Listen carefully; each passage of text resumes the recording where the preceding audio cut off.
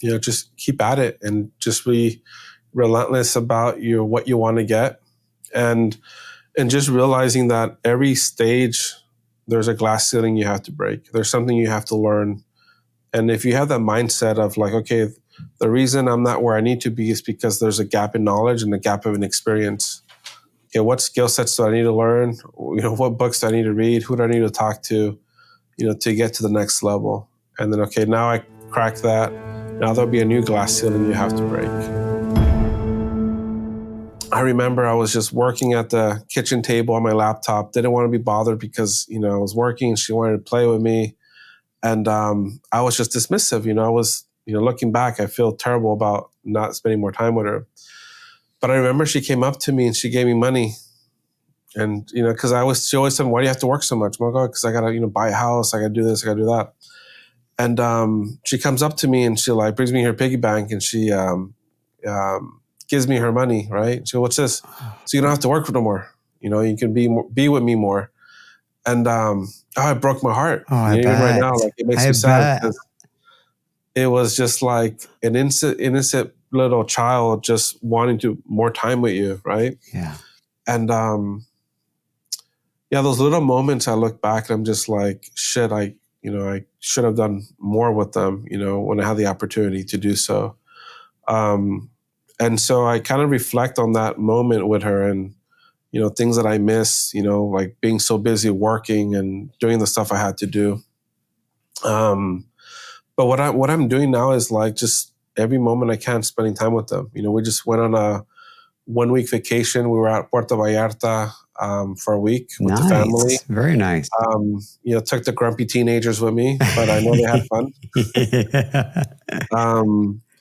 But it's just really making, the most amount of time that I can. The little one has it better because I learned and I'm wiser now. And so even though I might be tired because I'm older now, if she wants to go golfing or, I think 2 weeks ago, she's like, I'm going to go to Topgolf. It was like Monday evening. I'm like, all right, let's go. I was tired, but I'm like, let's roll.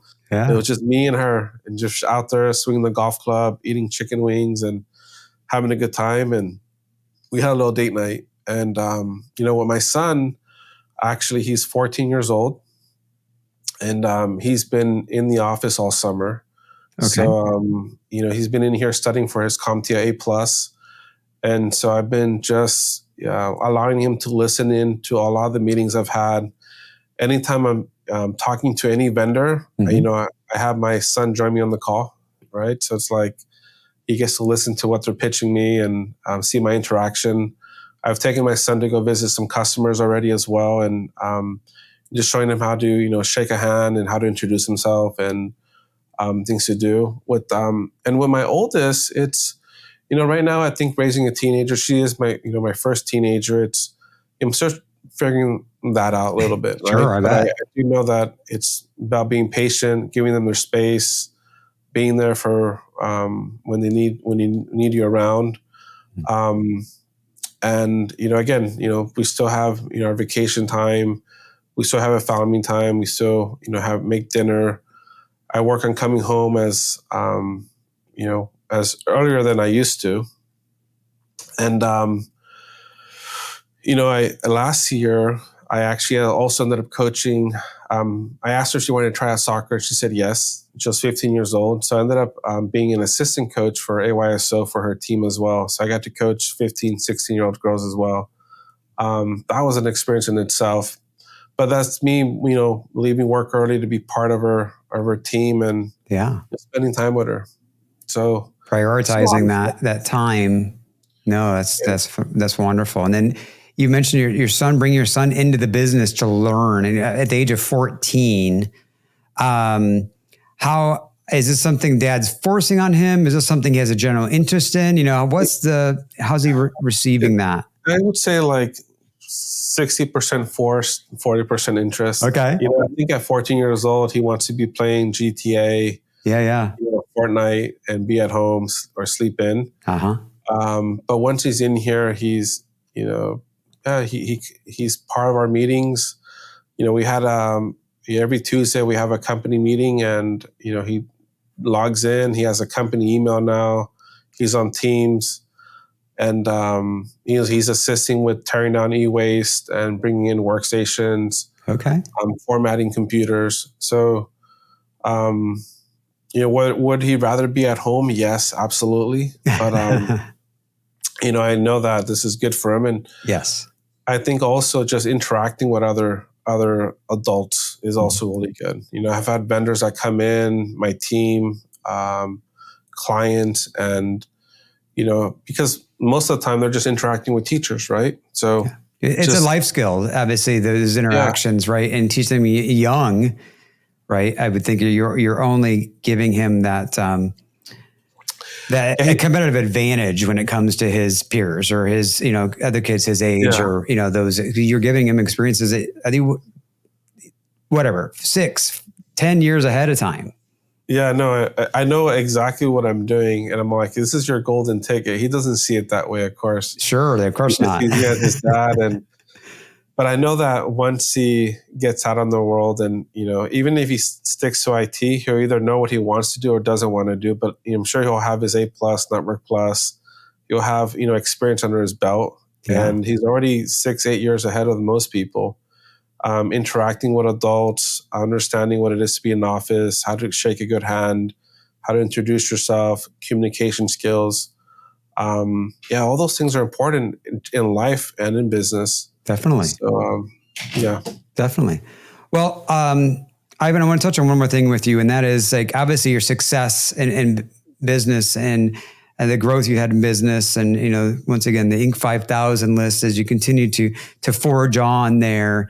And what advice would you give to those that are wanting to build and or grow their own business based off your successes? Yeah. So I think it's just understanding that every person's on their own journey, and you can't compare, your path to someone else's path, right? Because a lot of times it's tempting to look at someone else's success and be like, oh, why am I not there yet? And you put more stresses on yourself. There's companies that are doing way better than I am as an organization in the IT industry. And the best thing you can do is just learn from them as much as you can. But the advice that mostly have for individuals would be to you know be relentless in a way, and especially when you're smaller, to just get out there and get uncomfortable, do the hard work that needs to be done, not give up, because it's very lonely, and really you have to keep yourself motivated through this journey. Mhm. Being an entrepreneur, you don't have someone on top of you telling you to make 100 calls and fix 10 networks, or if you're a restaurant owner, go out there and pitch your services to different businesses. So you have to basically rely on yourself. If you were starting, I would say that treat it like a real business, that you have to clock in at 8 and by 5, and put the work that needs to be put in. The other thing too would be to surround yourself with good people, and what I mean by that is, in our industry we have peer groups. Yes. I think peer groups have been very important in a lot of the success for MSPs. I've been in a part of peer groups as well, but also business mentors. Like, there's a lot of people that have already gone through the path that you've gone through, broken through a lot of the glass ceilings that you're trying to break, and being able to build those relationships with business mentors, and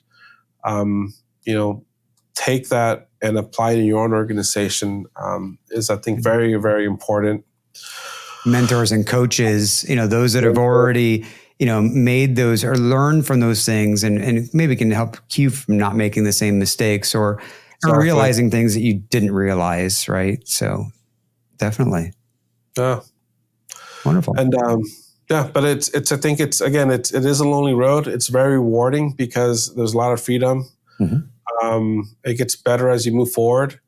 Make sure you're passionate about what you're doing, and just keep at it, and just be relentless about what you want to get. and just realizing that every stage there's a glass ceiling you have to break. There's something you have to learn. And if you have that mindset of like, okay, the reason I'm not where I need to be is because there's a gap in knowledge and a gap of an experience. Okay, what skill sets do I need to learn? What books do I need to read? Who do I need to talk to, to get to the next level? And then, okay, now I crack that.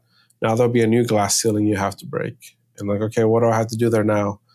And it's just this ongoing journey of always self-development, developing your team, speaking to coaches. So if you're into that, it's a beautiful, rewarding, career journey that a lot of people can do. Wonderful. There's definitely some key things in there that I noted, and one of those you mentioned was being uncomfortable, getting uncomfortable. And I'm a firm believer that it's impossible to grow without being uncomfortable. You have to get uncomfortable to grow. Exactly.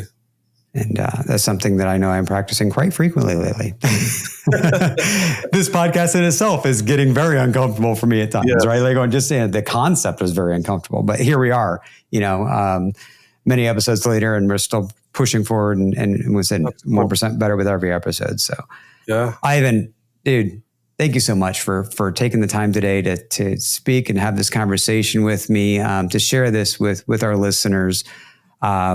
I look forward to hopefully here in the near future, you and I can reconnect somewhere in person, and whether that means taking a trip to the other coast to come and see you, something we definitely need to plan out. Okay, absolutely. I would look forward to that. Awesome, Ivan. Thanks again. Have an awesome one. Hi, I'm Mark Thomas, founder and CEO of Current Tech Solutions and Cyber Guardians. We know business owners like you want to focus on growing your company, not worrying about IT problems or security threats. That's where we come in. Our team uses AI to protect your business from cyber risks and keep everything running smoothly. If you're ready for peace of mind and a stronger future, reach out to us today. Let's secure and elevate your business together.